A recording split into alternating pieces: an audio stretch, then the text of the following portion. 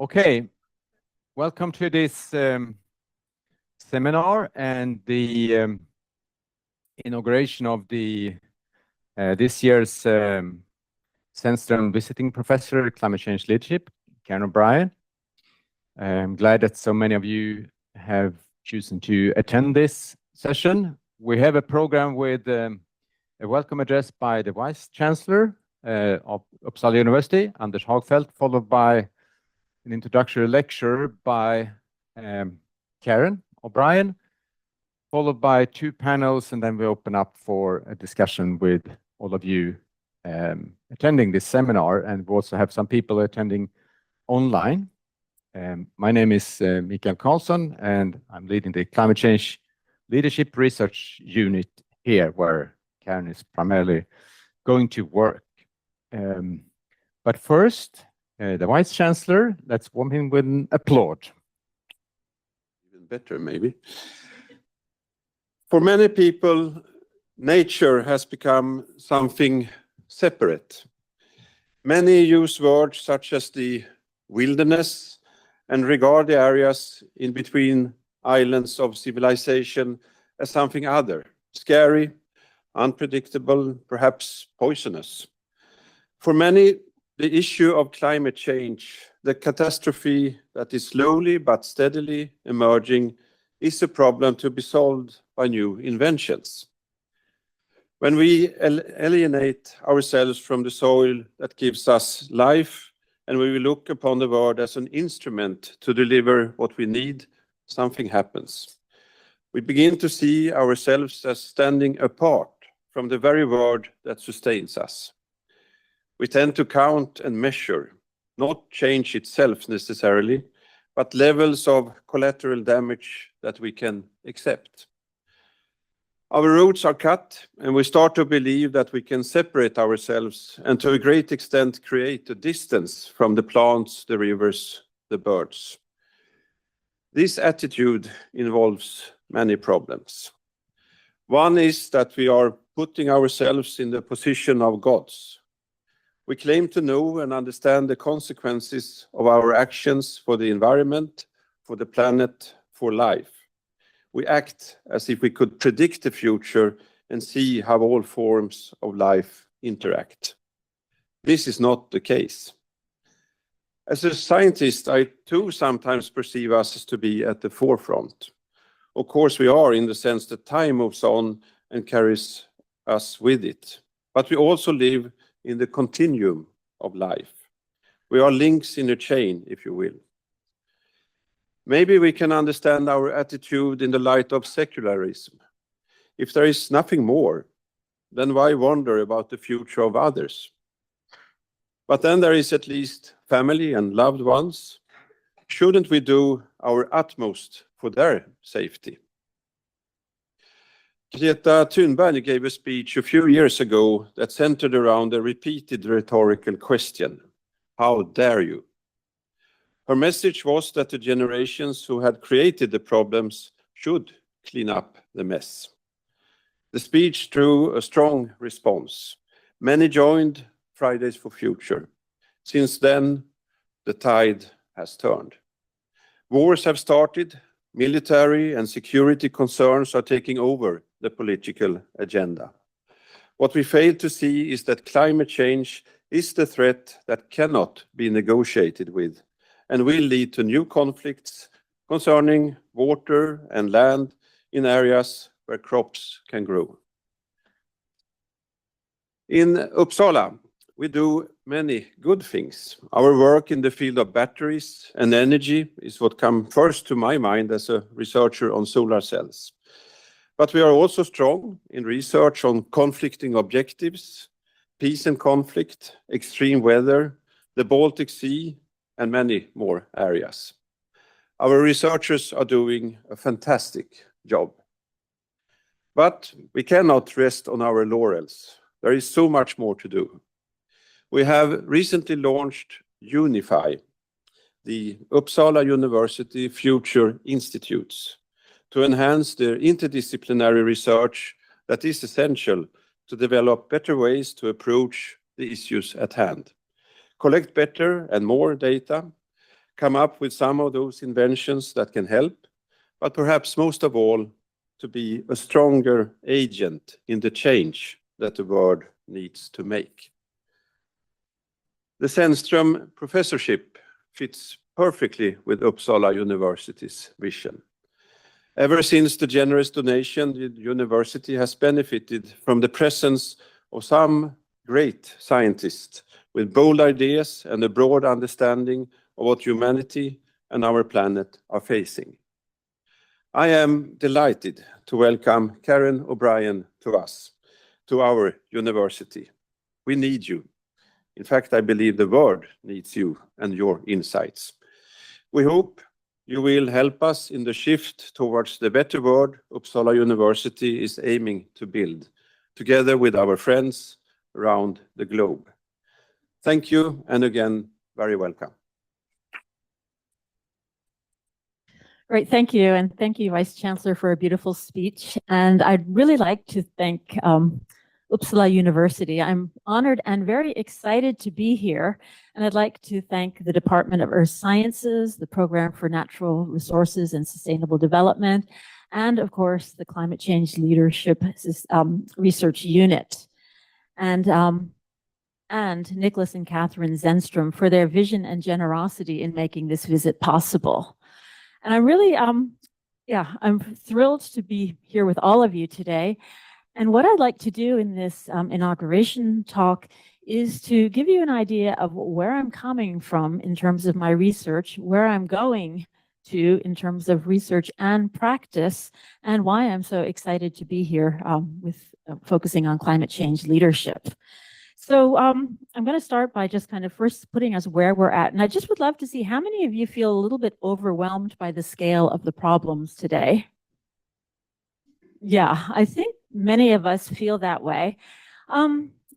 Last year in 2025, the Bulletin of the Atomic Scientists placed the hands of the doomsday clock at 89 seconds to midnight. Now, this doomsday clock is an iconic symbolic clock that represents a warning to humanity about how close we are towards destroying the world with our technologies, and including climate change.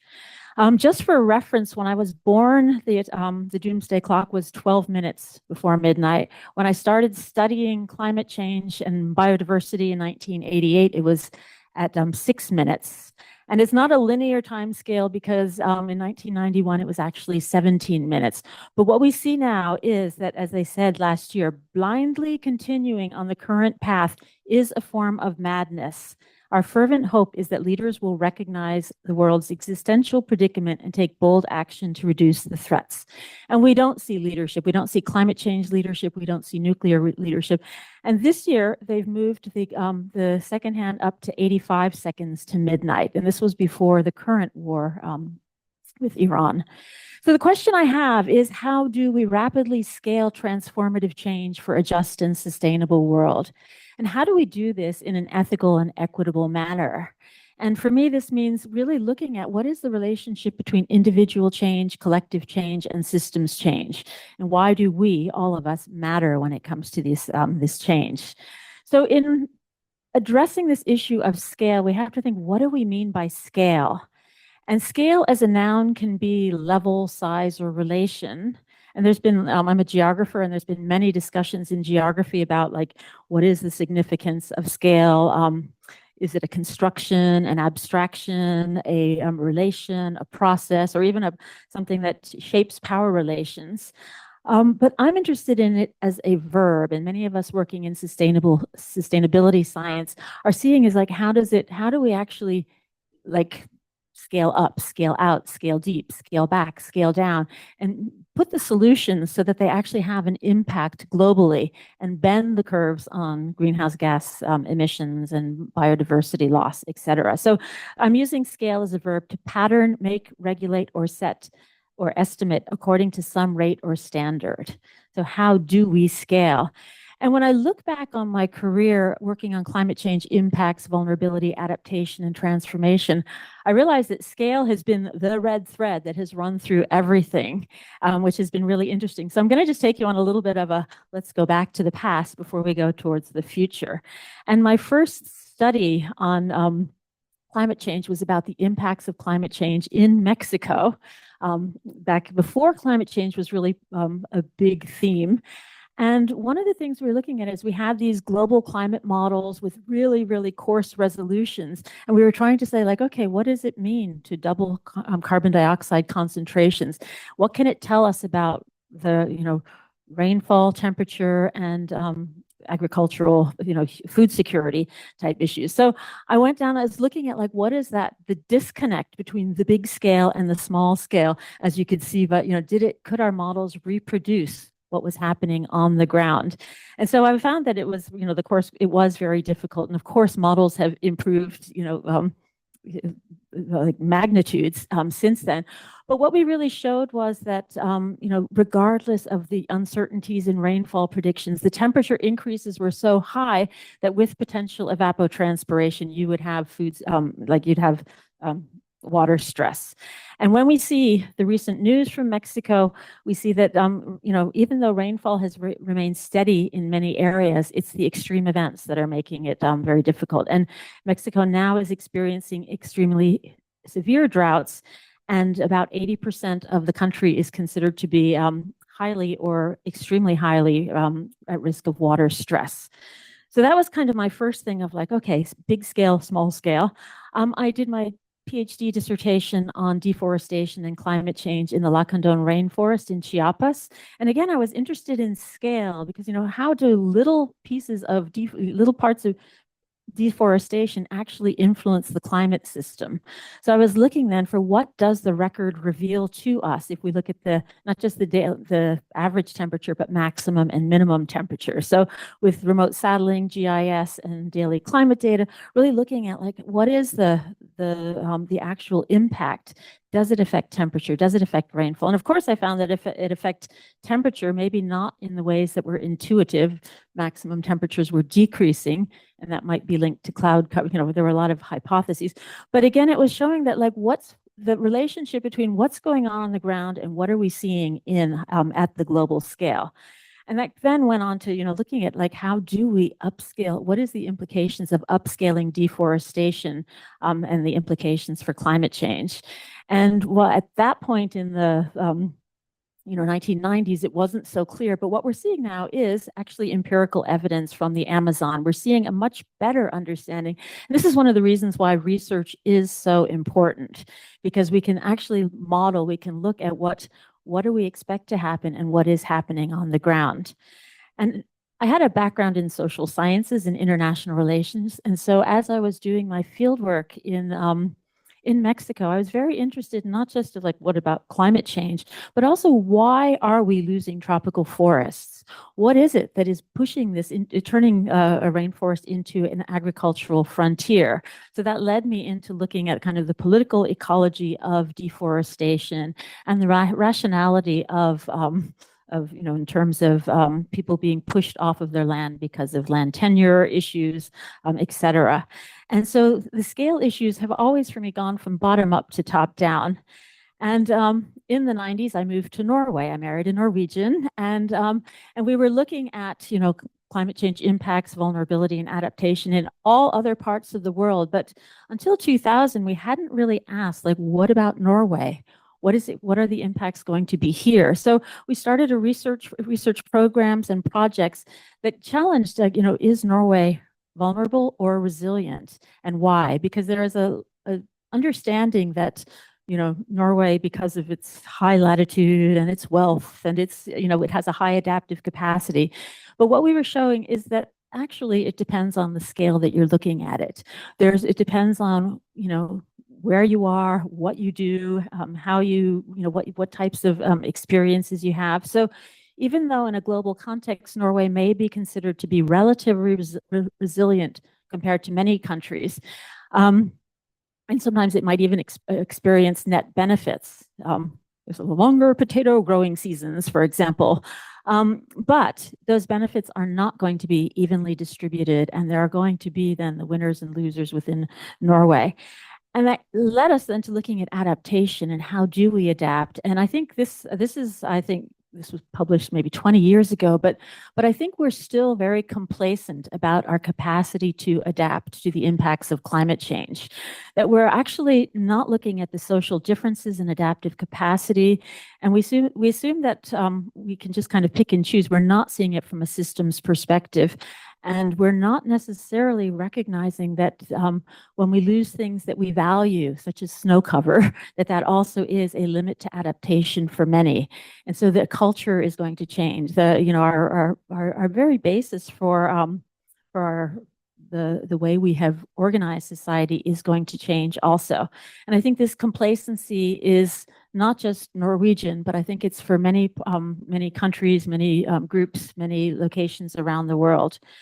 And this leads me to then, I'm always like a kind of a big picture person, and it led me to then in the late 90s thinking about like there was globalization and a big discourse on it here, and then climate change here, but nobody was bringing them together. So together with my colleague Robin Lysenko, an economic geographer, we started to say like, yeah, but both of them are going to be affecting vulnerability. Both of them are going to be affecting adaptive capacity. So we developed this idea of double exposure and looked at the winners and the losers, and they're not random. They're very much systemic based on, again, who you are, where you are, and what you do.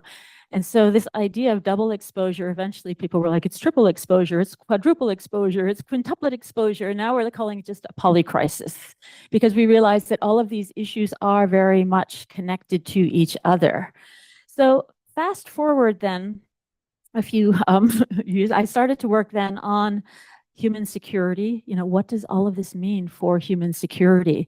From this idea that it's not just a technical problem, it's very much an adaptive challenge to have us think differently and behave differently and do things differently. And for that, then I was looking at like youth and their visions and values for the future and trying to think about like, okay, if we take an integral approach, how do worldviews, values, beliefs, and paradigms influence the way we look at climate change, the way we address climate change, and also the conflicts that we have? So all of these issues were kind of popping up. And eventually one day, I think it was after taking a field course in El Salvador, realizing that we're telling people to adapt to a 1.5, a 2 degree, a 3 degree, 4 degree, and that the biggest adaptation we can do is transformation. It is recognizing that we are changing large-scale systems and that we can actually deliberately change those systems as well, not just the climate system, but political systems, social systems, ecological systems, etc. And that led me then to the idea that adaptation as transformation, as a deliberate transformation to sustainability, led me to do lots of work, which I'm continuing to do, on transformative change and transformations to sustainability. And this is, to me, I think, a very rewarding part. And my work has been informed by, I can give you like 3 strands. Radical transformational leadership, maybe 15 years, probably 15 years ago, 2008 or so. I met a woman named Dr. Monica Sharma, who was the head of leadership and capacity at the United Nations. And her program was to scale from personal transformation to planetary transformation, especially for HIV/AIDS and health issues. And so I contacted her. I said, I have a problem called climate change. How do we scale? And so I started working with her on this, what she calls, strategic action for change agents, a conscious full spectrum response. So that influenced me.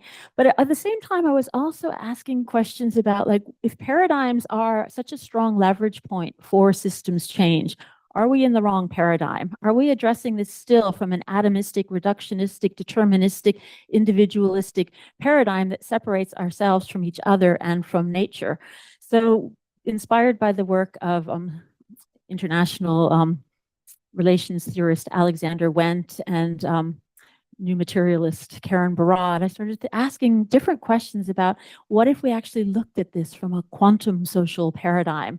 What questions would we ask? What language would we use in terms of like entanglement, complementarity, potentiality, etc.? So this has been an ongoing inquiry for over years. And this moved then into a global assessment of transformative change. You know, because I was very excited when the biodiversity panel, IPBES, said, we want to actually know more about what does transformative change mean? How does it come about? And, you know, what are the obstacles and barriers and what can we do about it? So this was an assessment with about 100 authors from 42 countries. 2 of them are here in the room with me today. We were a group really dedicated to answering these types of questions. So I want to walk you through some of the framing there and then how it links to the work that I'm doing right now on the 3 spheres of transformation and how this then, you know, relates to my idea of like fractal approaches to scaling change. So we'll start then with what is transformative change. And in the assessment, we're building on the IPBES global assessment that came out in 2019. And we say transformative change refers to fundamental system-wide shifts in views, structures, and practices. So views are the different ways of seeing, thinking, and knowing. Structures are the ways of organizing, governing, and regulating. And practices are ways of doing, behaving, and relating. And all of these then are action verbs. So we're looking at transformative change as a process, not as an outcome. And this Triskelion that we used is actually, it traces back to Neolithic times, and it appears in many cultures and has a lot of different meanings. But in general, it's a pattern that communicates multiplicity, motion, and transformation. But we know right now, looking at the news each day, that transformations are not always positive. Transformations can be happening and really, you know, affecting our, you know, fossil fuel consumption, species, et cetera. So we made a very clear distinction that deliberate transformative change for a just and sustainable world shifts views, structures, and practices in ways that address the underlying causes of biodiversity loss and nature's decline. So in other words, that if we want to address this, we have to do it in a particular way. There's a quality and a direction of change that makes the difference. And the 3 underlying causes that we identified in the assessment were the disconnection from and domination over nature and people, so seeing ourselves as separate, the concentration of power and wealth in the hands of few, which we see, and also the prioritization of short-term individual and material gains. So all of these 3 underlying causes are then what we need to address the global polycrisis, recognizing that biodiversity loss is actually a function of the indirect and direct drivers, which include climate change, which include land use change, pollution, and all of the social changes we're seeing as well. So how do we do this, especially at a time when these underlying causes seem to be amplifying rather than contracting in the role in the world? And this is then where principles come in. And the beauty of, I think, of the IPBES process is that we work very closely with indigenous peoples and local communities, and really to, you know, bring in their view of the world as relational, their values of connections with nature, exactly as the vice-chancellor mentioned, that we are not separate from the soil, the air, species, and things. So the principles of transformative change that come from the literature are equity and justice, pluralism and inclusion, reciprocal and respectful human nature relationships, and adaptive learning and action.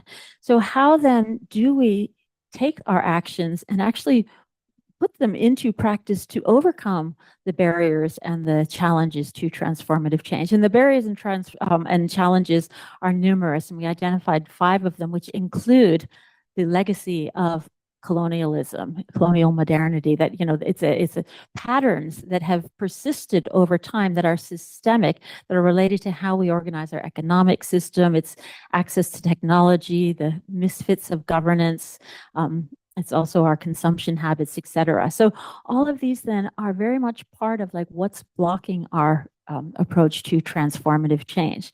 And this is then where I get into like, how do we take knowledge and put it into practice? And here I go back to the work with Monica Sharma, which we've translated into what we call the 3 spheres of transformation. And the 3 spheres of transformation is really a way of looking almost at, you know, how do we shift views, structures, and practices, not as separately, but as, you know, collectively and connectedly based on what we deeply care about and who we are, and recognizing. So I developed this using it as a framework for understanding, but over the years, through working with climate change leadership, I figured out that and talking to Monica, who has used this in 60 countries and is working around the world with this many different themes, like this is actually a framework for action. And the framework for action, though, I want to just walk you through, because often people say this, you see this, and it's like, oh, yes, the bullseye is the practical sphere. These are the behaviors and the technology, technical responses that we tend to prioritize in society, that these are the 169 targets of the Sustainable Development Goals. They are the things that we measure, the things that we can move. So we might want more solar panels. We might want more education for girls, more plant-based diets, all of the things that we're really working towards, and we tend to be very good at the technical solutions, but we're not bending the curves. We're not actually making the types of changes. In many cases, we find that there's like the Givon paradox, that we're making improvements in one dimension and going in a very different dimension. So how do we then move into a different way of doing that? And it's often because we are forgetting about the political sphere. And political sphere doesn't mean just politics is politics, but it's really about how we organize society. It's the systems and the structures, the social and cultural norms, rules, regulations, incentives, everything that determines about, like, okay, what are we going to prioritize in that practical sphere? If we're giving harmful subsidies to certain things, and then we're hoping to have outcomes that are different in the, practical outcomes that are different, we should not be surprised. And the political sphere is really important because this is where we get the conflicts. It's where we get fragmentation, polarization, the exactly what we're seeing, like literally wars around the world that are originating or activated in the political sphere. But it is also where we start to see the alternatives. We get Greta Thunberg and Fridays for the Future. We get all sorts of different alternative ways of organizing, eco-villages and the ecological civilization, different types of ideas and things. So the political sphere, I would say, is absolutely important, and it influences the practical sphere. But it took us decades to get to a voluntary agreement on climate change, and now we see that we can take a few steps forward and then many steps back. So what do we do about that? And it's often because we are forgetting about the personal sphere. And the personal sphere it refers to individual and shared beliefs, values, worldviews, and paradigms. It's how we see ourselves. It's how we see a system. Where do we draw the lines and boundaries of a system? How do we relate to each other in that system? Do we think of ourselves as having any agency in that political sphere, or do we think it's just a hierarchy, we're waiting for someone else to do it? It's about what we prioritize in the practical sphere, because if some are prioritizing eternal economic growth while others are talking about degrowth or sustainable development, we're going to get more clashes in the political sphere. So I think that this is, the point here is that often, especially, in society and in academia, we tend to be dealing with these as very siloed approaches. We're kind of saying, like, oh, I work in the practical sphere, I work in the political sphere, or I work in the personal sphere, as if I'm guilty of this. When I first started, I was and applied it to my research projects. I was really, thinking of it in a piecemeal. But what that does is it just perpetuates the fragments. It perpetuates then seeing that we cannot see the connections and connect who we are with what we do. And so what Monica refers to this approach as a fractal approach. And fractals are self-similar patterns that repeat at all scales. And so it goes beyond top-down, bottom-up, local, global, or the other ways that we tend to look at scale, but it's looking at how do we pattern the world? And we can see it in geometry and algebra. The equations just produce, if the Mandelbrot set just kind of shows this highly complex evolution of patterns in society. But we also see it in nature, in leaves, in coastlines, in tree branches, in broccoli, all of these things that, but they're limited in terms of their replicability. But the idea here is that there are actually like patterns that are repeating at all scales. And social fractals, such as fractal politics, urban fractals, or people who are working on the fractal approaches to sustainability, recognizes that fractals are not value-free. They are not neutral. They're not just something, but in society, they really carry the values that we care about for each other. And so I think that, the types of values that we're thinking about are referred to as universal values. And these are the intrinsic characteristics that apply to all, regardless, connecting humans and nature in a coherent and acausal way. So I can't say that equity is a universal value for you, but not for you, or I have compassion for you, but not for you, or something like that. And the Sustainable Development Goals recognizes universal values as essential because they enable the SDGs to be truly transformative by placing the person and inherent dignity at the heart of development efforts, empowering all people to become active partners in this endeavor. And that goes back from, that's from the Sustainable Development homepage.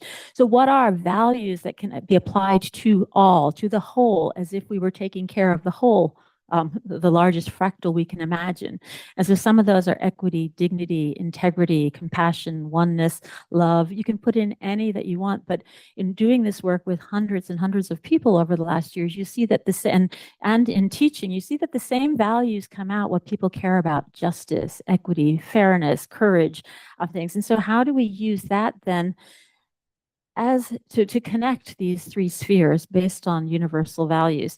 And that's what I call fractal agency. It's a quality of agency. It's how we show up. How do we design for systems change? How do we show up when we are in opposition, ready to others? And to me, that's been a challenge, especially coming from having grown up in the United States, where it's very easy to just go that, like, who are these people? Oh, and othering others. And then I see that, oh, these are cousins, these are friends, these are relatives, these are people just like me. And starting to then start, how do we overcome the dualisms that we create in our heads? So how, I think, this idea that the practical, political, and personal are very much interconnected, and one is important. And I want to just emphasize that often when I present this to scientists, they go like, yes, you're absolutely right. We need to shift people's views, beliefs, values, worldviews, and paradigms. And that really reduces people to objects to be changed. It kind of puts them in the practical sphere to make them the projects that we need to change. It's like, you need to change your carbon footprint. You need to do this or that in order so that we can be sustainable on behalf of whatever. Instead of actually recognizing people as subjects of change, people that everyone has a sphere of influence, everyone can be that agent. So it's a very different way of approaching it. But the point here is that we don't need a recipe, per se, for transformative change. We can actually, we can look at all the different things going around. So for example, in this room, many of you are working on different projects, but probably what's aligned is our commitment to sustainability, a commitment to equity, a commitment to justice. And it moves it's creating a pattern that is actually shifting other patterns across the way. And if you think of Uppsala University, you might think of different faculties, different departments, different ways of, organizations, students, and everything. And I didn't have time to fill in all the little fractals, but you get the point that that it's more about the way we show up. It's more about the way we design to shift systems and to shift cultures and engage in that for the results that we want to see. And we need the measurable results. We need to bend those curves in a very short period of time now. So, if we go outside of Uppsala University, we can say, oh yes, in Oslo, University of Oslo, and University of Mexico, and they're, all over, we are doing these changes are happening, and they're not necessarily all influenced by each other, but there is a much deeper connected, more and more people all over the world are standing up for justice, standing up for, a sustainable world that works for all. When we think about these as very much connected, we start to see, if you can think of all those little in this, you can see that the individual, which is you, and this is drawing on Mark McCaffrey and Avit Boehm's powers of 10 idea and spiral, but we are always influencing our families and our friends and our personal networks and our communities, our villages, all the way up to, urban, nation, state, continental, global. And if we look in that long lineage of time, all Homo sapiens who have ever lived, we're part of this all. And so we have spheres of influence. We influence much more than we think. And that, I think, is where we are underestimating our collective capacity for social change by actually trivializing what we do and how we do it and everything. And people will then say to me, yes, yes, but we don't have time. You know, it's where the 2030 agenda is 4 years away, the Paris Agreement, you know, we are just so far off. And this is, Monica points out that, like, Monica Sharma points out that, you know, we often think that beliefs, values, worldviews, and paradigms will take thousands of years to change, that we got to wait for, you know, for that, and that systems and structures, they might take 100 years. So we should actually focus on the fastest things, the technologies and behaviors. But what the point here is that when we actually come at this by connecting who we are with what we do for the results we want, we start to see that what we do today, when we link them all, we are actually changing all of them all at once. So what we do today, tomorrow, the next day does actually matter. And this means that, you know, I mean, it says it takes about, like, research on social tipping points and agent-based modeling says it takes about 10% of people with a very committed belief to shift a system. And this can go in either way. You can see that a small group that has a very strong fundamental belief can take you know, can move us in the opposite direction. And that's why the values are so important. What are we actually trying, you know, what are the shifts based on, and who does it benefit? And I think we have to think not just in terms of the global whole, but now we have to go outward, because we are polluting space. We are destroying places that we don't even know. So this is where it gets me to the you matter more than you think. And this idea of quantum social change as a conscious, nonlinear, and non-local approach to transformations that is grounded in our inherent oneness and that is connected through our values, through our context, through our meaning making, and that where we start to see that individual change, collective change, and systems change are very much you know, entangled with each other. And to me, this has been an important inquiry just to step outside of the ways of just, you know, thinking of ourselves as very limited, and thinking of social change in a way that just almost makes it feel hopeless today. And I was recently at 2 events at the Vatican in Rome talking about the sustainability of hope. And I think we're seeing a larger movement now around the world of people who are starting to step up and step in and show up in different ways. So for my way forward, I'm really thinking, and with my colleagues in the room from the IPBES assessment and many, many, many others, we're thinking about, like, how do we actually take an assessment that could be on a shelf and just go like, yes, another assessment, and actualize this in the real world? How do we make this a reality so that we can, you know, create this, like, yeah, the 2050 vision of living in harmony with nature? And for me, that is, like, my priority while I'm here. And that's why I think that this, I'm so happy to have the Zennström climate change leadership visiting professorship. And I really want to be working with all of you to think about how can we actually activate fractals of change for nonlinear social change. And this is very important to whatever we're doing, because the Sustainable Development Goals are quite broad. They're encompassing. And to address a poly crisis, we need to actually see how it all fits together. And this fractal approach really is to really shift the patterns in myself, in society, and in the world, because again, the political sphere is so important, and we're not going to do that just by continuing this fight. So one of my students had this at one of the Fridays for the Futures talks, and someone put it on Instagram, is imagine what we can do if 7.7 billion people truly believe their action makes a difference. And I think that's where we actually have to activate that sense of individual and collective agency for systems change. So thank you very much for listening to me. And I'm really excited to be here with you and to engage with fractal approaches to scaling transformations or fast change. So thanks.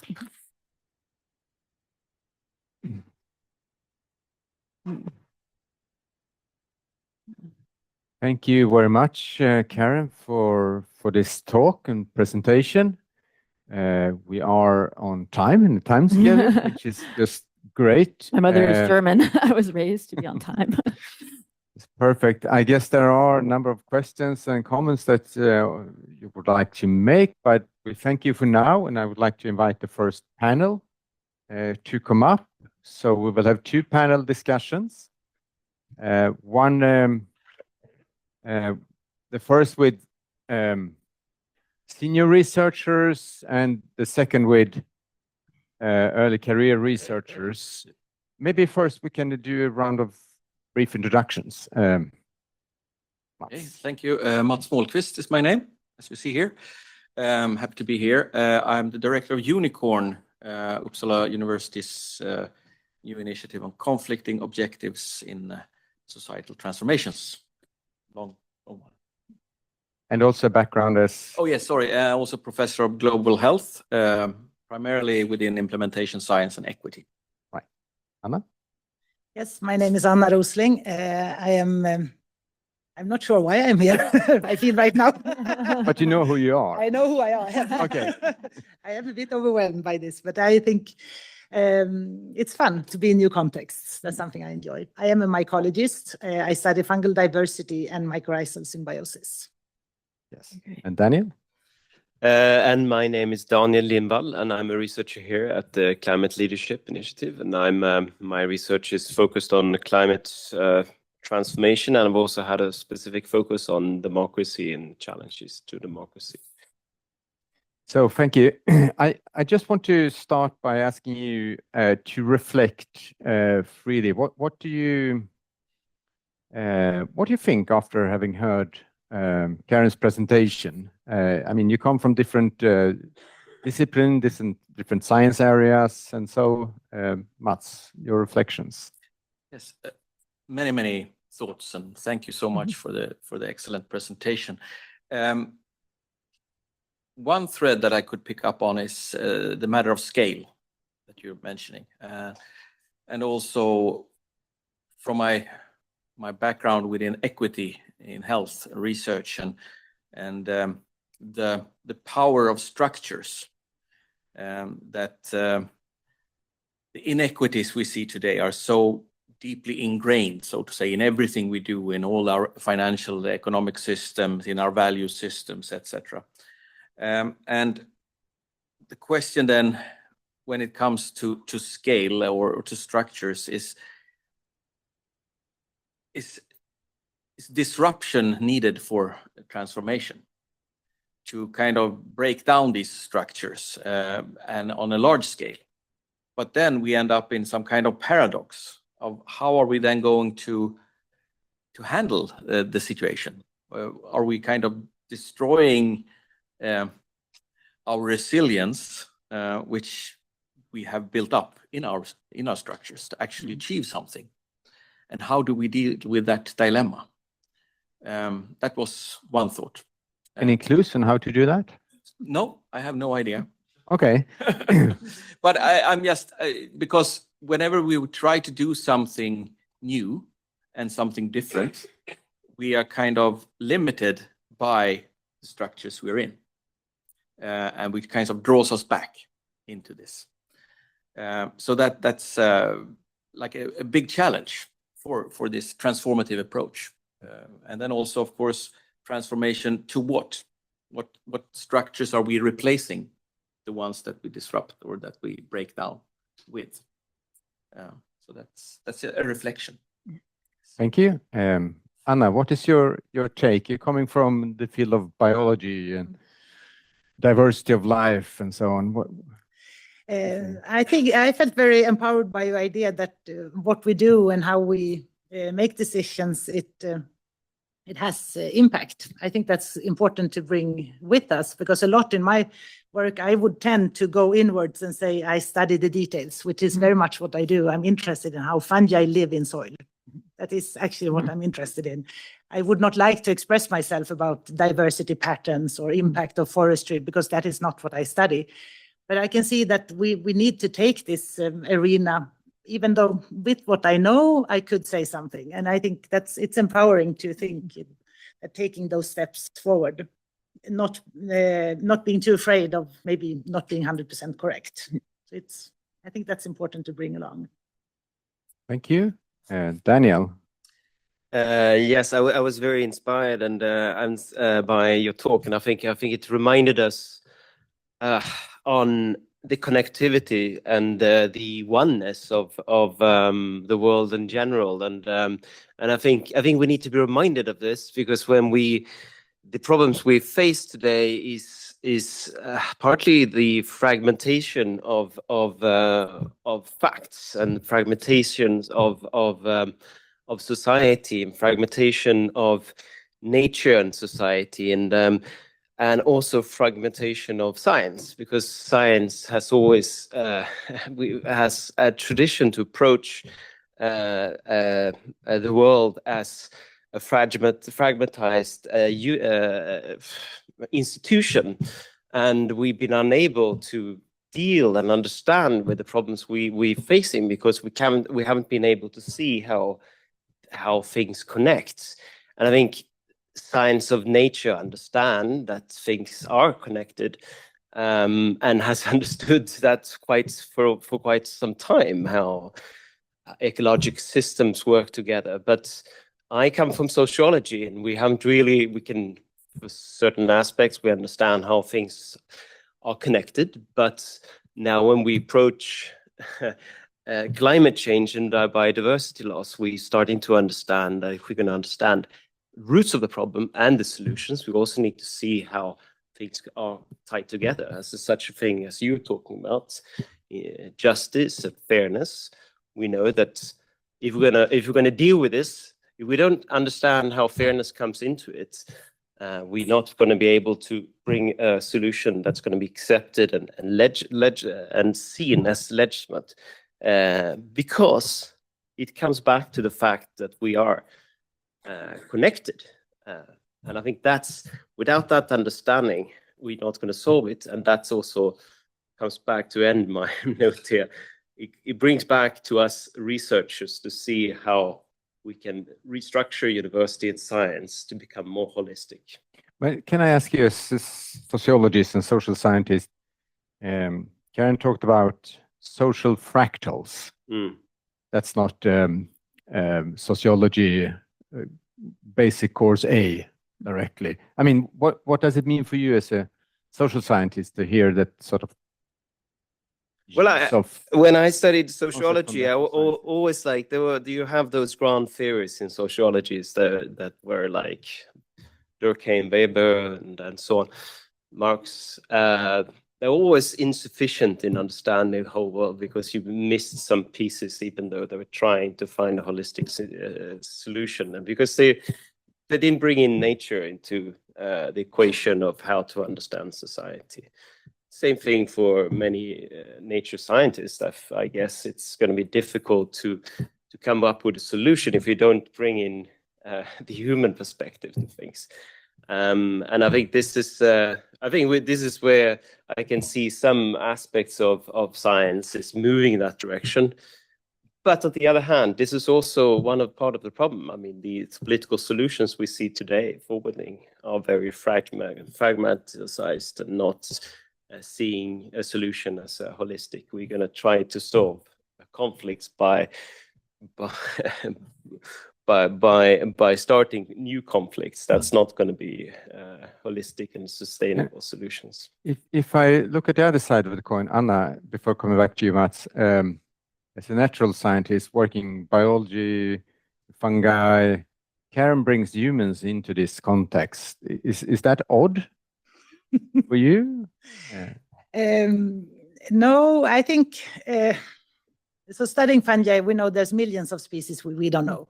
Like, it's a diversity that's maybe not relevant in a way to talk about in this sustainability thinking. They do their things and they keep going. So in a way, it's like separated in my mind. It's important what we do and how we manage our systems, but maybe we don't need to worry about the detailed species, and like we don't need to go down on that level. So I think. But would we survive without them? We will never get rid of them, so it's not a problem. Because this I have a bit of a problem with this, what I sometimes feel is a romantic view of nature, that it's in balance. I'm not sure about that. Collaboration, we know organisms collaborate, but it's for their own benefit. So I think natural systems are driven by competition and optimizing resources, and I think that's fine. Even working with mycorrhiza, a lot of people like to have it as a symbol for the trees are connected and everything is connected underground. Of course it's not. It's like thousands of species, and they have their, they need to get their resources and reproduce. And I think it's fine because together it builds a system that is stable and it can adapt. Changes come in, other organisms come in.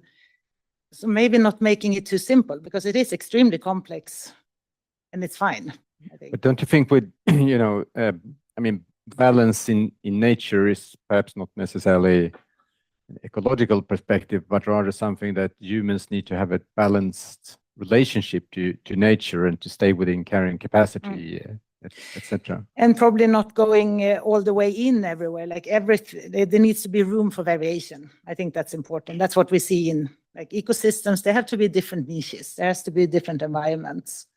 And maybe that's where then diversity can solve its dispersal and survival.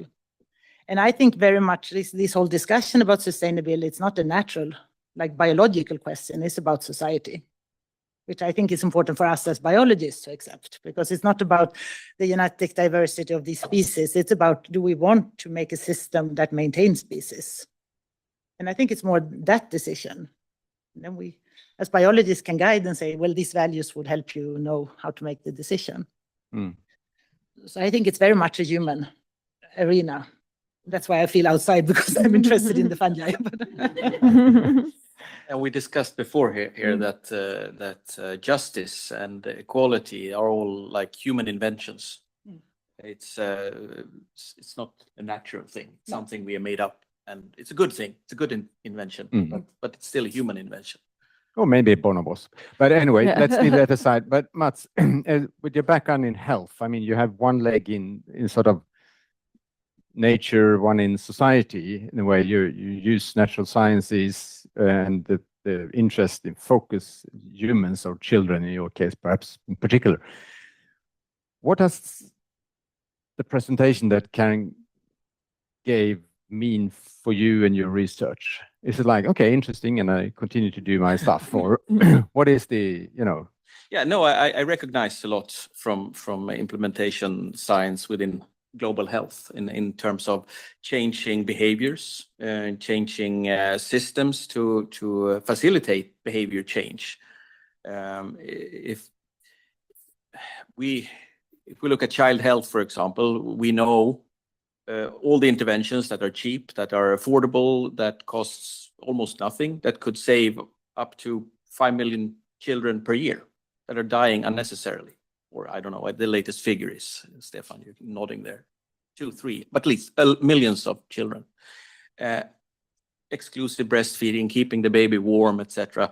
Simple things, not rocket science, but we're not. And why are we not doing that? Because we don't take knowledge into practice, because of the structures we have. It could be beliefs, it could be values, it could be actually the paper I'm most proud of I've written is a rereading of the Nativity story, which is a famous story about Jesus' birth, but it's filled with misconceptions about childcare, and it's kind of perpetuated these wrong habits, these wrong behaviors, because it's an authority, and so that resonates to me here, that we're part of this whole system, and that when you talk about fractals and also the integration, I think it's that is about structures, which could be said that it's great. A small thing can make big changes, like a butterfly effect in this. But at the same time, if we look at the fractal, I'm that tiny bit that I'm just the same as the big picture. So can I change? Is change even possible? I mean, if you turn it around. So yeah. But if you think about global health and your focus on children, for instance, and what is most important to sort of pay attention to if we talk about these different spheres, the practical, the political, and the personal? Where are the shortcomings most obvious today? Oh, Oh, that's a difficult. I was almost going to. Well, I can answer it in a different way. I don't think that they are different spheres. They are so interconnected. What we do with the practices we have, it's depending on the political system, and the political system is supported by the belief system, and I mean it's coming back and forth all the time. So, yeah. But if we move to Unicorn, then focusing on goal conflicts, where would you like to see focus in the research? And if we take again this, I mean, you can escape this question again and say everything is connected. But if I wanted to say sort of do something, yeah, where do you want to focus the research? No, I think that. Well, how is it today in Unicorn? Coming back to the colleagues here, I mean, I think that what Unicorn what we try to provide is this different perspective. And with the goal conflicts, we say that this is relational. This is something that we need to kind of discuss and navigate, or we need to look at it in a different way. It's not a management problem like Karen, you were bringing up here. We just fix the practices a little bit better, than we can solve it. It is part of this system. The notion that it's all connected. That I think if we can change the perception of researchers to see that bigger picture, that I think we wanted. Is that something practical? Yes, thank you, Daniel. Where is your research focusing? Practical, political, personal? And don't say everything. I mean, I partly agree with what you were saying, Mats, that it's sort of connected. Maybe you can't completely disconnect these things, but I think my focus is mainly on the political side, and I think especially when those issues that we're discussing right now, I think that aspect is perhaps lost sometime, and I think it's I don't agree with what we that with the holistic or an understanding that things are connected, that we just need to understand that everything needs to fall into some kind of status of balance. We are in societies full of conflicts and full of competition, and even though we even if we can understand that it's a system and that we are connected, we also need to understand that that once we get into the sphere of politics, it's very full of conflicts and competition, and those conflicts are really important to recognize and to understand that if we're gonna transform this society, if we're gonna avoid that the clock is actually ticking out this last 87 seconds, I think we need to prepare ourselves for some battles. We can't avoid that, and I think and that's part of politics, and that's in the end of the day it comes down to social organization and getting movements to take up a battle against interest in society that are not really seeing the long-term needs of the greater greater number of people. You talk about competition, Anna. You also said that the fungi, they compete all the time, and that's the struggle underneath. It's kind of politics of the earth, but in a way. But you say we can't get rid of them, but we're still dependent on them, I would say, or fungi. Absolutely, but it's just impossible to imagine a ecosystem without fungi. So that's why the whole idea, would fungi go extinct? Of course not. They're like, it's a kingdom of organisms. So I think we have to have more nuances when we discuss these things. Of course, species will go extinct, but maybe that doesn't matter for the function. And then that's more of a maybe belief issue. Is it important that every species continues to exist? Or is it important that the ecosystem, can the nutrients are taken up and the carbon is being allocated to the ground? Is that what's important? Is it important that we can find new organisms that have new compounds that can treat disease? So I think this is all, that's all human decisions, I think. So as a system, I don't worry about the kingdom fungi are doing fine. Like as a kingdom, they evolve very rapidly, very short generations.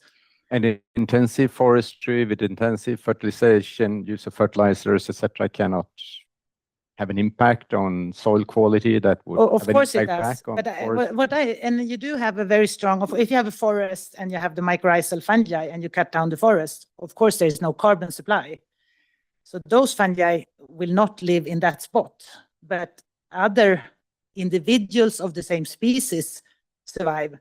So I think that's also a very important distinction. If the landscape as a whole can maintain a functioning, reproducing population, it's fine that they are cut down in some positions.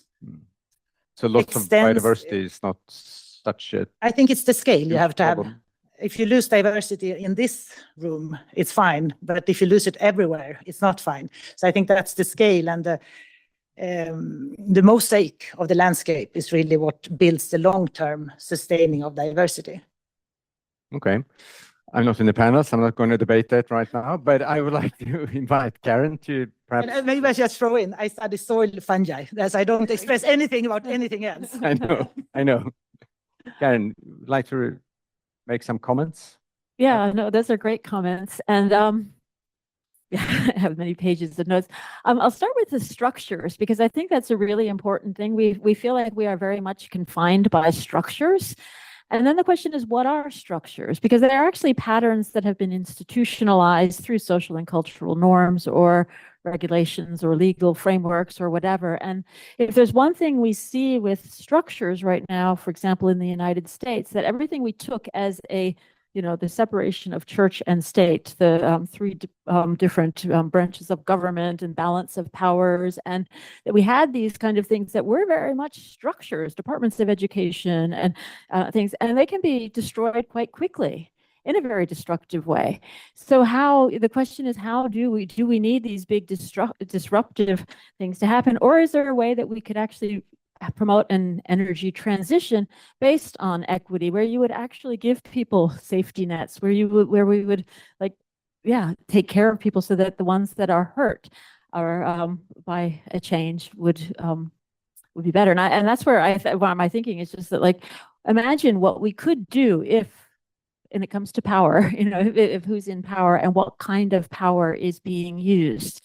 And when we go back to the transformative change assessment, those principles of transformative change, they're almost like those, like the golden rules that we've heard about for people, is how could we do this with equity? And at the same time, if we have wealth and power concentrated in a few hands, does that make it possible? And it goes into a lot of the questions that are kind of like, who decides the future? Whose values count? I read recently that now about 1 in 3 humans on the earth will not be able to go about their daily activities because of climate change. So that's a lot of people who are in danger of heat stress or whatever. And also that almost a third of species that are listed in the IUCN's Red Book are threatened with extinction. So we see systemic problems, and it's not just like, oh, this, because the little pin dots of deforestation and things maybe could be handled at a small level, but suddenly they are the global change. They are the land use change.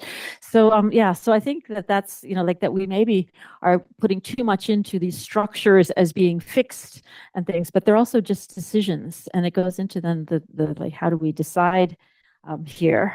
Let me just see. I think in many cases, when I think about change, language, metaphors matter. And so that we actually, much of the climate change that we talk about, greenhouse effect, costs and benefits, we speak through metaphors, we speak through stories, and in some ways that when we use the fungi and things it actually can activate a different way of being in the world. And Mark Johnson and George Lakoff said, metaphors can change the world because we start to act differently based upon them. And it's the same with power. When we think about our power to take actions, it actually has a self-activating thing because we say like, oh, I can do this. So I think that that's like, we shouldn't underestimate those stories, even though, and it's really important that you're doing that work in that, but we need to understand the details at all levels. So it's great that people are studying, like the outer edges of the universe. And it's great that we're going into the very, like leptons and gluons and down to the very like quantum molecules. Yeah. It's a very fun historical with mycorrhizal research. In the UK, it was very popular to express it as a marriage between the fungi and the tree, and they collaborate. Whereas in the US, it's usually discussed as a market. We trade carbon for life. I also totally believe in this. The way we talk about things influence how we study them, but we can also go wrong. And I think that's important to keep our eyes. What are we actually thinking about? Yeah, and that's where like the adaptiveness comes in, and especially with transformations, because we're likely to do the wrong thing. And then so how do we actually activate that? And then it gets into that political sphere, and there's going to be the conflicts, but how must they be violent? How do we collectively organize? And this goes into your work on Earth systems governance. How do we manage conflicts that we know are going to happen, and how do we avoid like a lot of the conflicts are over just these beliefs that we think are true, and rather than being able to look through beliefs and seeing that this is the way the world is, being able to look at our beliefs and challenge them and question them, I think is really important as well. So so it's different, bringing together the different perspectives in that political sphere is so important, but navigating it, it becomes down to, as you said, the human dimensions. What do we choose? What kind of society are we prioritizing for ourselves and for future generations? Thank you, Karen. Let's give the first panel a warm applause.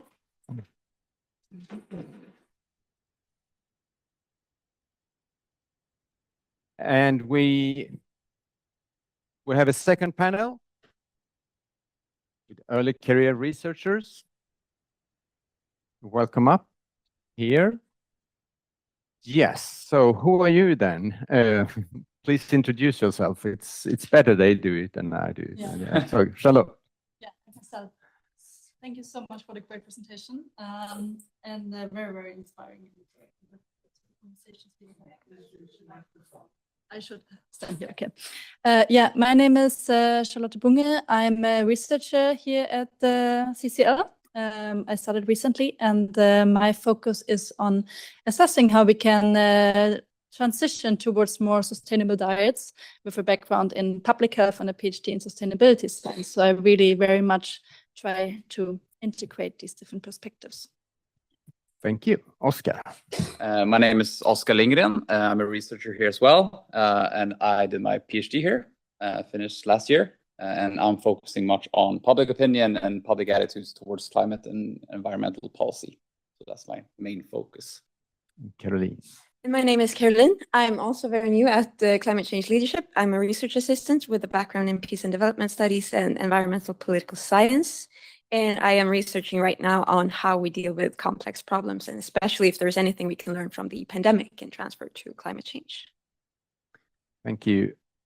Oskar, you're focusing a lot on attitudes, acceptance in policies, in relation to political feasibility and decision-making on stringent policies.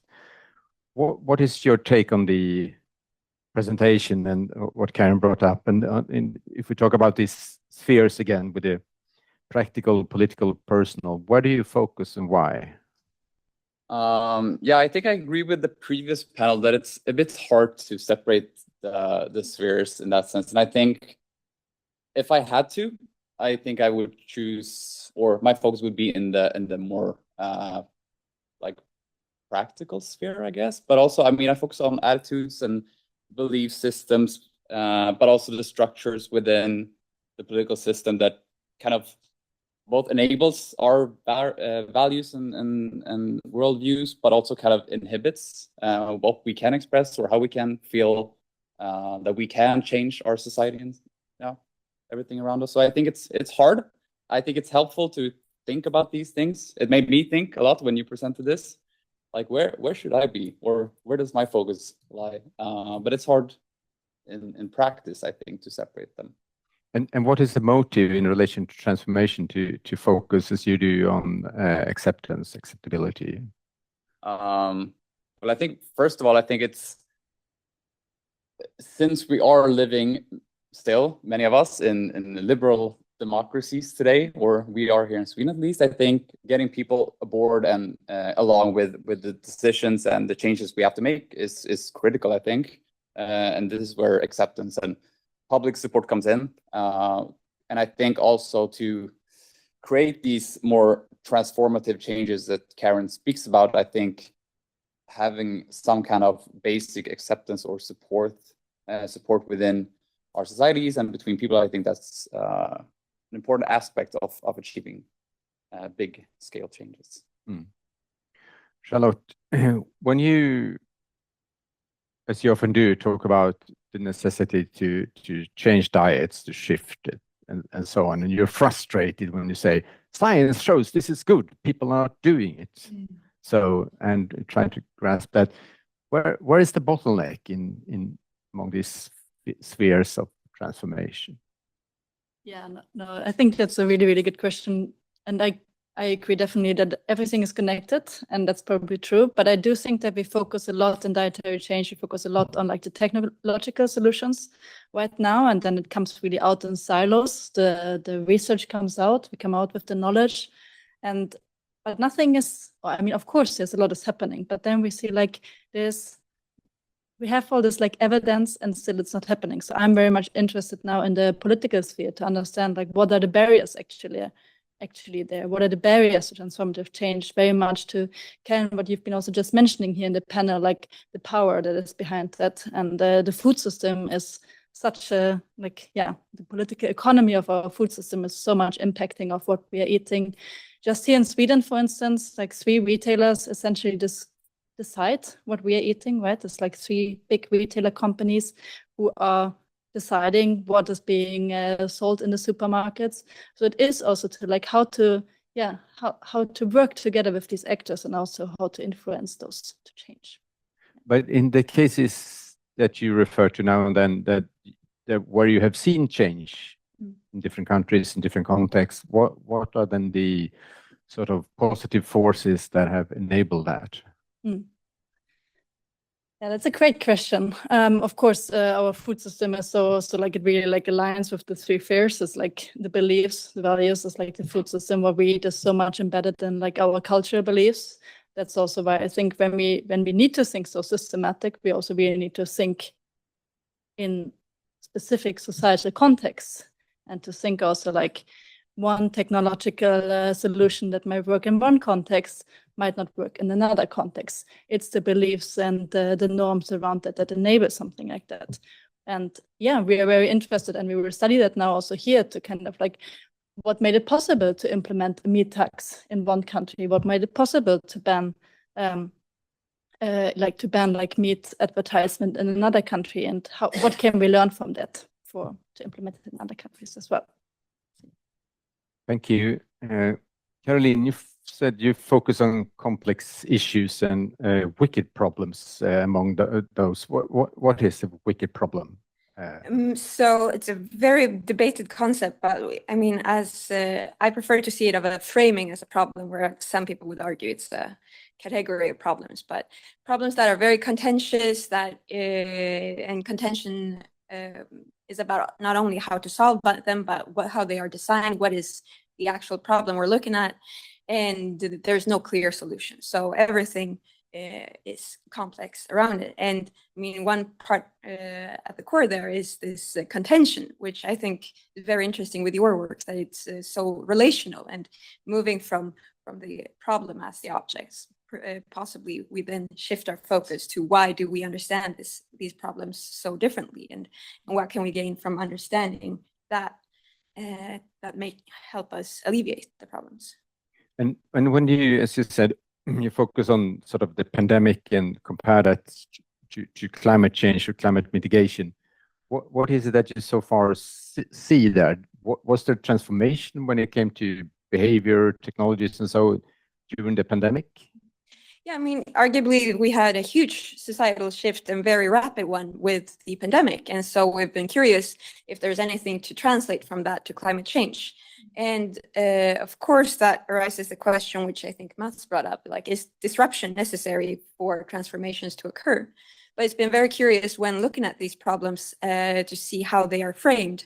And with framing, we mean how we put them as objects. How do we look at them? How do we explain them? And I think that relates again to the worldviews of how we understand our world and comes back to the personal as it then tells us how we feel about them and then how we might act, which, I mean, obviously we are acting very differently in the face of climate change as compared to the pandemic, but it might not be as obvious as it on first hand feels as to why we do so. Thank Can I you. add something? Yes. On that, because I was really glad with your slide on how worldviews and values change over time, and that we sometimes expect that our beliefs take time to change. But the pandemic is one example where we really changed our mindsets and beliefs very quickly. And I think the energy crisis as well in 2022, and now with Iran, I think we can achieve changes very fast. And I think it's really historical to not realize that. And I think it's important that we do that, especially if we try to achieve transformative changes. I mean, I focus a lot on rationing in my thesis. And right now, if you search rationing on Google, it's so much being written right now. And 5 years ago, when I started, no one talked about rationing. But now it's an actual... That's thanks to your thesis. Or... Yeah, of course, it's very much thanks to my thesis, but also because we change our beliefs and values, and what's deemed feasible or not can change quite quickly. Yeah. Charlotte, is it? I'm moving close enough because I want to restrict your time, but due to the camera, I think I don't know where exactly to stand. But anyway, so. But Charlotte, is it possible to change food systems rapidly? Dietary habits, isn't that something that's, you know, a no-go area? We eat like we always have done. We're not going to change that. What do you say? Yeah, so maybe I should pick up on yours then with rationing. I grew up in East Germany. I was born after GDR, but I grew up there. So it was very usual to do rationing, how much meat you would eat. It hasn't been like, yeah, it was there, right? It was also like coffee wasn't available there. Also, coffee is, yeah, one of the products with the highest, or one of the food products with the highest climate impact, actually. Because it's so much like connected to deforestation, and there wasn't coffee there, right? So it has been also there. Like I very much grew up with that system also, that rationing has been a political tool to apply. Of course, maybe we don't want to go back to GDR times, but I do think it's like with the thing that we think we can't change really how we're eating. This is really like also like politically shaped often by actors, political actors, maybe also like saying we should eat what our cultural beliefs are. We should be like, our culture should, or like our food habits should be like culturally appropriate. What does that actually mean? When McDonald's came in and then shaped like that so many people would eat burgers suddenly, right? That was not really maybe the food culture before either, but it allowed big food cultures to come in, big food companies to come in and actually really like drive dietary change in a direction that had very bad impacts for public health. So how was that possible, and how can we now say it's not possible to change that? So I do think change is possible.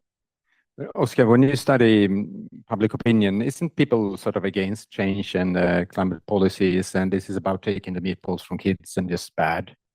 It is. I don't know who said that. No, someone. I think it's. I mean, one problem with asking people what they think is that people answer differently from time to time. It's really hard to know what the data actually represent, and also that public opinion shifts over time. So it's hard to say that people are just simply against or in favor of policies like a meat tax, for example. But in general, people are a bit skeptical towards making changes, behavioral changes. But I think it's also about showing what that change would imply for them, what that would mean in their future life, and how certain policies that might be seen as hard or challenging, that they also bring about good impacts and like benefits for people. So I think it's very much about how you ask. If you just ask, would you like a meat tax? People will say no.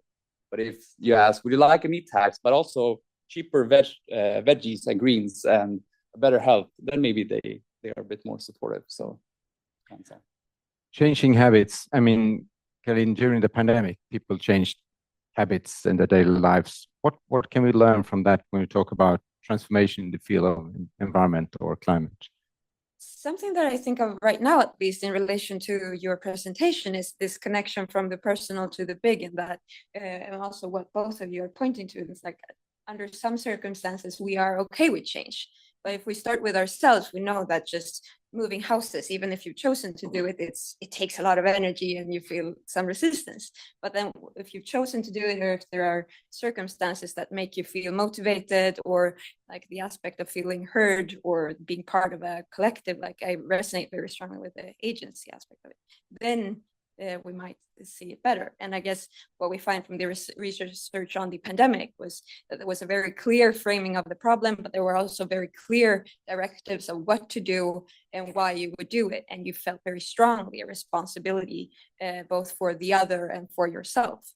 And again, you could act on that feeling, whereas something which we have yet to succeed with, possibly in terms of climate change, is for this responsibility to act with clear pathways of action that feel meaningful.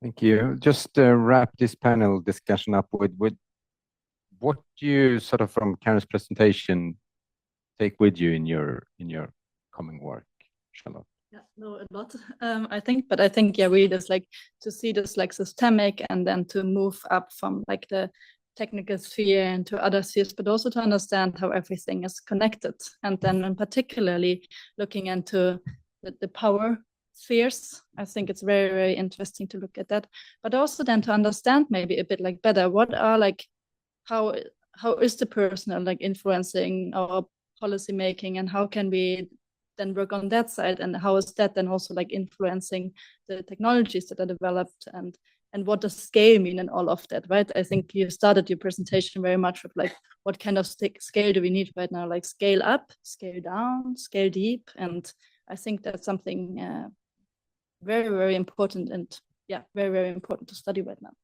Thank you. Oskar? Well, I think first of all, I need to be better at doing PowerPoint presentations like you do, because they were, I mean, a lot of figures, and it's really interactive. I love that. So that's one takeaway for me. Beyond that, I think, well, to me, you kind of raised a lot of thoughts on like individual agency and societal change. And I mean, there's a lot on like public opinion stuff right now being, or suggesting that people feel kind of hopeless and powerless with regards to everything that's happening around the world. And I think that's feeling connected to your ideas about transformative change and being the change yourself. I think that's super interesting, and some kind of connection between the two. I think I will think about that more going forward. Really? I already pointed to a few parts about, especially this bringing in the personal and the political, and because I think it's quite bizarre in how we expect such different things from the micro level compared to the macro level, and that I think the fractal approach really points to something interesting in that, and also that because we talk a lot about looking across scales in the research I've come across earlier, but then it's still treated with different logics across the different scales, but then we should assume, I mean, it's the same people who are the same kind of people who are acting across scales. So that I really take with me. Thank you very much. Karen, you would like to comment or reflect on this before we open up for questions or comments from thank you for your the audience? I feel like that one.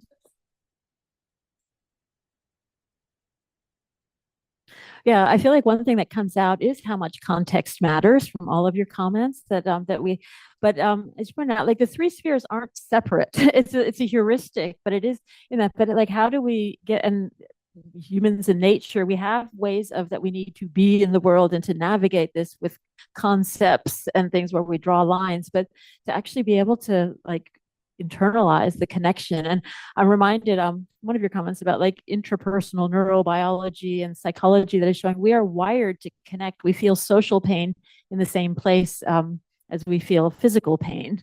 So when we're excluded and things, and when you mention about like how HIV/AIDS was dealt with and everything, it really like trust and having a respect for people. It played out differently in different countries.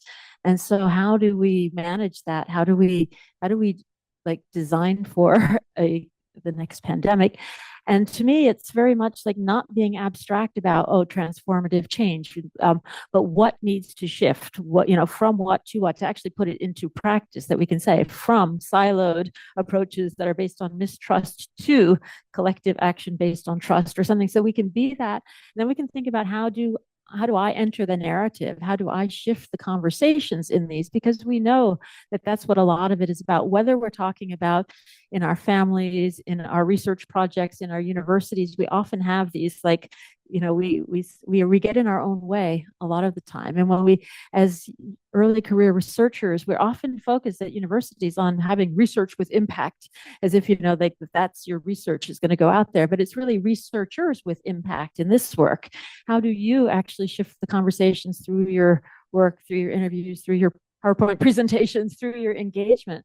And to me, that's where we have to show that it's not just the research, the impact is not out there. It's really connected to all of us, collectively. So I'm really inspired by the work you're doing.